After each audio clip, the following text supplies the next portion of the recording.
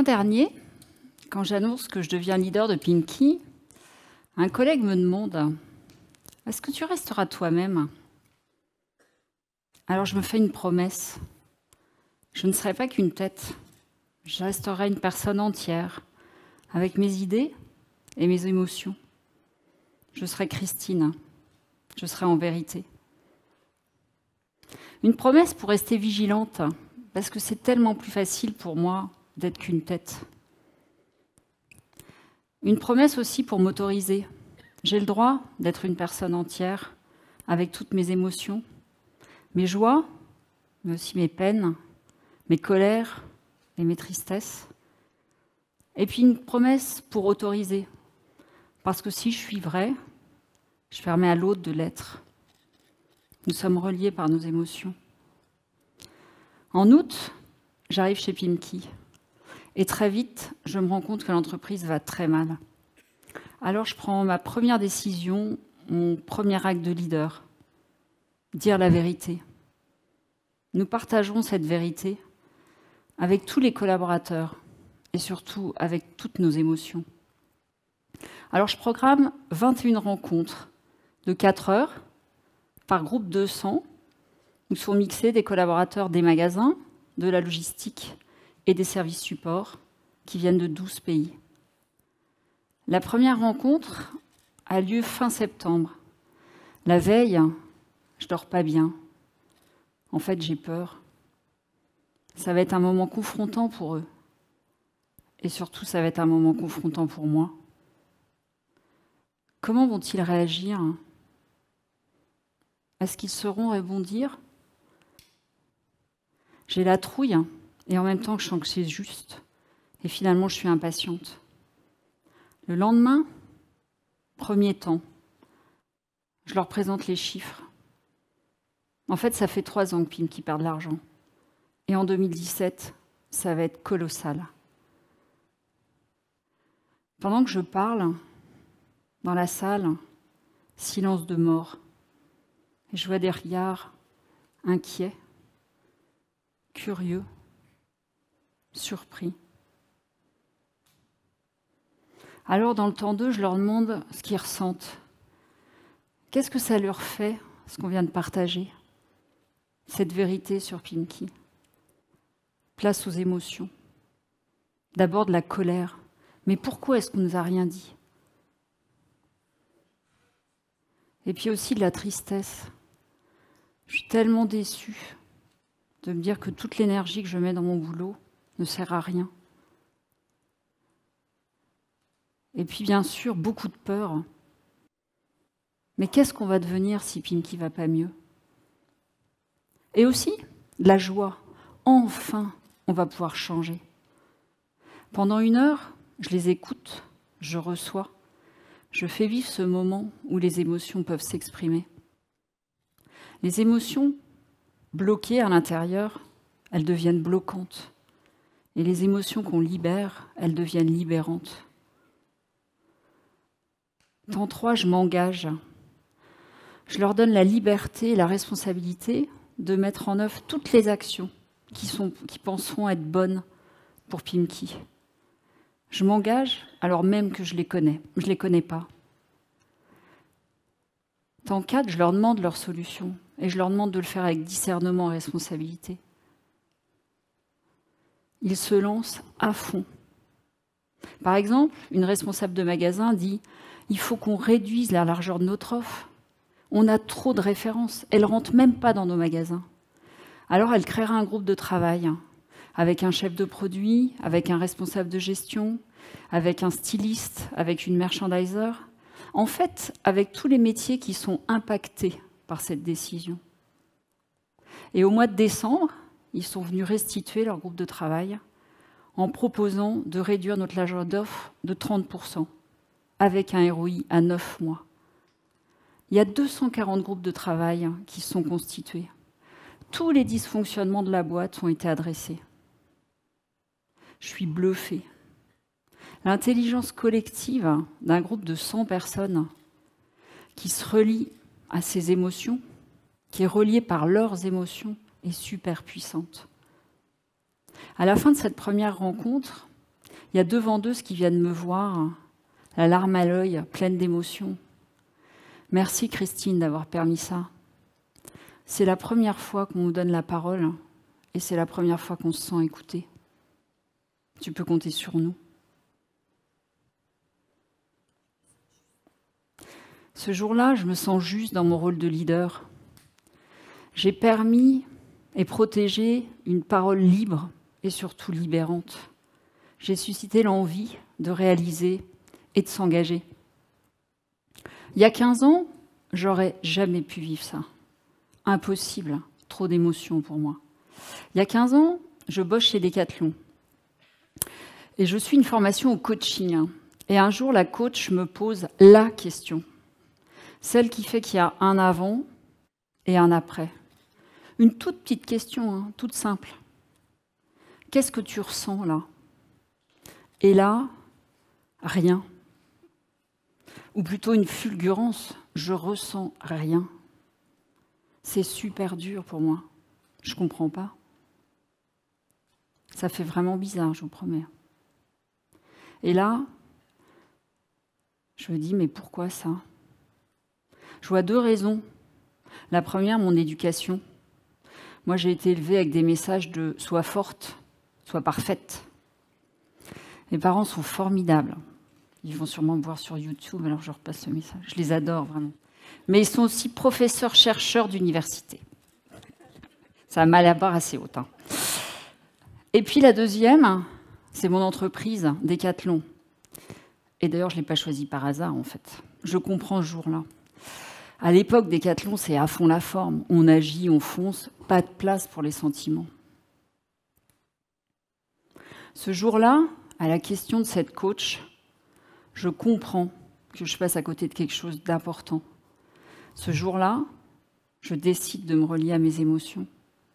Et ce jour-là, j'entame ce chemin. Alors évidemment, je ne sais pas du tout comment faire. Donc en bonne élève, parfaite, j'en ai entendu d'autres, j'applique la méthode du coach. Dès que je vis un moment fort, je m'arrête et je m'observe. Par exemple, quelques années plus tard, je suis en comité d'entreprise et un élu me traite de salope. Avant, je me serais dit, normal, ça ne m'atteint pas, ça fait partie du job. Ce jour-là, quand je retourne dans mon bureau, je m'assois et je m'observe. Je me dis, Christine, c'est fort là ce que tu viens de vivre. Qu'est-ce que ça te fait? Qu'est-ce que tu ressens dans ton corps? Qu'est-ce que ça te fait comme émotion? Être présent, se connecter à ses émotions, c'est être présent à soi. Et être présent à soi, c'est être dans le moment présent. Alors petit à petit, j'investigue ce présent. Petit à petit, je commence à ressentir des émotions, à discerner des émotions. Avec de plus en plus de plaisir, je me réapproprie mon corps et je me réapproprie mes émotions. Je suis de plus en plus vivante. Ces émotions que je gardais bien enfouies, les partager? Sûrement pas. À l'époque, j'ai une croyance, et je ne suis pas la seule. Un bon manager ne montre pas ses émotions. Ce n'est pas pro. À la limite, manager avec ses émotions positives. OK. Mais les autres, surtout pas. Dans notre enfance, puis dans les entreprises, on nous apprend à cacher nos émotions. Elles sont gênantes. Alors on essaye de les combattre. Et petit à petit, elles deviennent nos ennemis.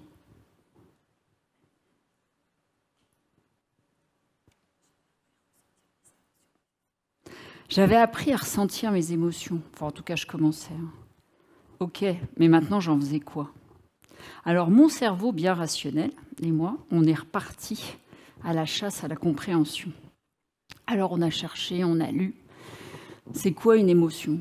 Une émotion, c'est une réaction du corps à une situation bien donnée. Mais ça sert à quoi? Ça a deux fonctions. La première, c'est de nous envoyer un message. Et la deuxième, c'est de nous préparer à réagir par rapport à cette situation. Et là, tilt, incroyable. Est-ce que ça voudrait dire que nos émotions sont nos alliés? Un peu comme si c'était des bonnes copines qui ont un truc intéressant et important à nous dire. Par exemple, la peur. Tu as peur, là. Tu as besoin de protection. Alors je te mets sous tension pour que tu puisses libérer un maximum d'énergie. Comme ça, tu pourras te mettre en action et aller chercher ta protection. Ou encore la tristesse. Ce que tu es en train de vivre là, c'est un deuil. C'est une perte. Tu as besoin de t'arrêter. Alors je te coupe de tes émotions. Comme ça, tu pourras prendre le temps de pleurer, de faire le point, et puis plus tard de passer à autre chose.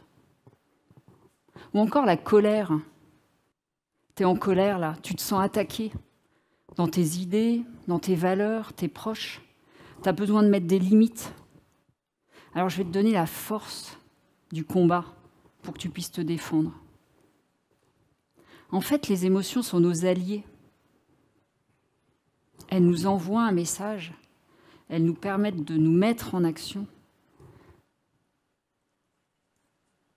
et elles nous révèlent nos besoins. Et si on ne les écoute pas, elles répètent plus fort, de plus en plus fort, jusqu'à ce qu'on n'entende plus qu'elles, et elles nous submergent. Et si on les écoute et qu'on répond aux besoins, aux messages qu'elles nous envoient, elles disparaissent. Elles ont rempli leur fonction.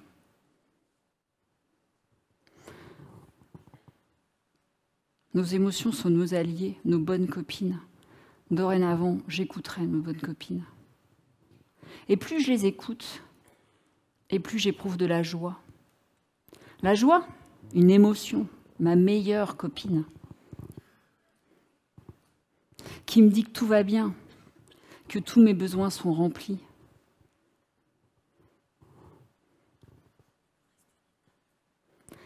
Il me reste une étape, la plus belle, mais vraiment la plus difficile pour moi, et encore aujourd'hui, celle de partager mes émotions.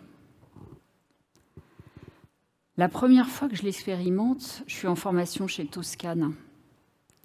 Waouh, c'est puissant. Un vrai moment de grâce qui permet aux gens d'être liés entre eux.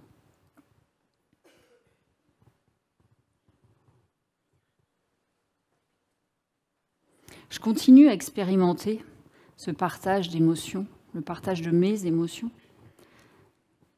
Il y a un an, une de mes collaboratrices présente un dossier super important, mais pour moi, pas abouti.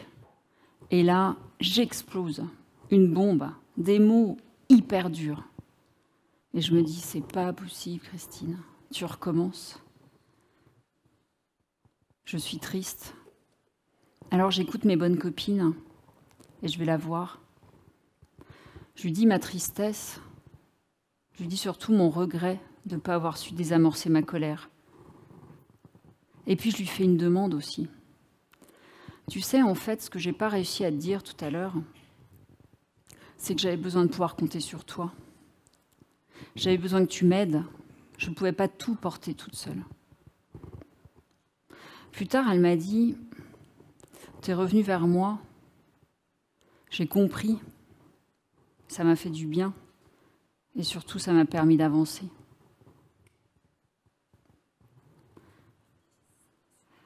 Partager ses émotions en tant que manager génère de la confiance, responsabilise et surtout permet cette mise en mouvement.